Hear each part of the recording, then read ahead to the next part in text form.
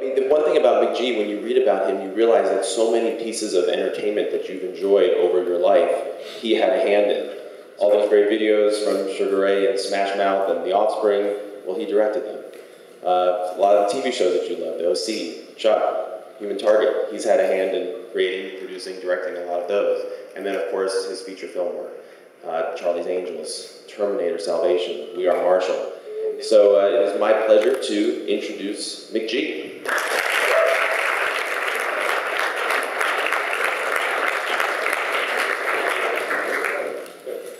That's very embarrassing and ridiculous. I'm so much more interested in what everybody else is doing here than what I'm doing here. If nothing else, I just think it's so cool that you guys get to just absolutely get after it and do it. I went to school to be a doctor. I'm from Michigan, but I went to school down here at Irvine, University of California, Irvine. And I was going to be a doctor, and I realized I don't want to be a doctor. I'm only interested in that because I'm so fucked up. And once I reconciled that, I got out of there and I got a job, and I used to deliver sort of T-shirts and slap wraps for, Fox movies. And I drove a truck literally to the Fox lot, and I'd back up this truck and, really had that dream of one day. And I knew Gwen, who you just got done, talking about it, no doubt, Mark and a bunch of other people, and I said, let's make some records, and ultimately let's make some videos. And it was completely do-it-yourself culture. We had no permits, we had no permission, we got chased by the cops, we shot in an ice rink, I cracked my head open, we all needed stitches. You just went for it, and cut that video and put it in a pizza box and had it delivered to the head of Atlantic Records. And he thought it was a pizza, and he opened it and then put it in and liked it and gave the guys a record deal. And you have to have the nerve, and you have to have the vision to drill down and really risk it all. You know what I mean? Like, there was a time in Charlie's Angels, from the bottom of my heart, Amy Pascal, the head of Sony Pictures, she was driving down to fire me. And just by the hair on my chin, I said, hold on a second, let me put, a couple scenes together, show you what I'm up to. Drew was great. She protected me the whole time and said, we like what's going on. And, I stuck to my guns, and we at least developed a picture that's not exactly like anything else. You guys can like or hate Charlie's Angels, but you can't go, oh, it's just like this, or it's just like that.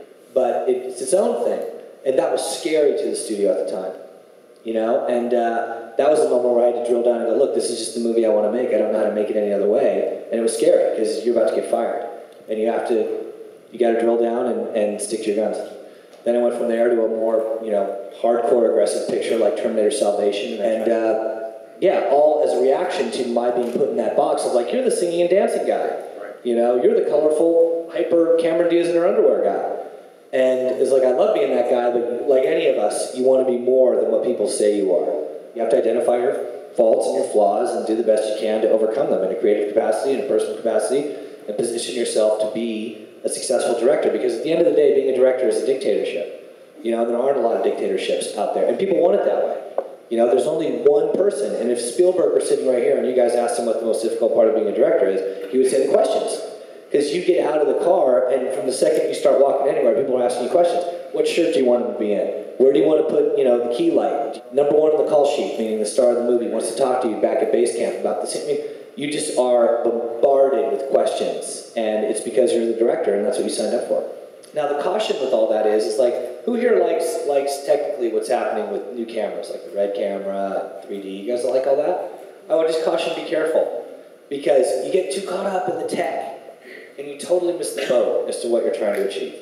And I love tech like the next guy, but just to your point, if you get too caught up in like, oh, it's this and that, and you become too precious about the technology of the camera and the stop you're using, like, where's the young man that was shooting pictures 1 second ago with your 5D out there?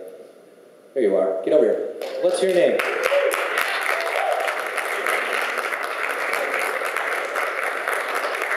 So you like Canon 5Ds? I do. Yes. Have you shot video on a Canon 5D? Only a little bit. Thank you. So the point is, that's a camera where people are making movies on that camera without apology.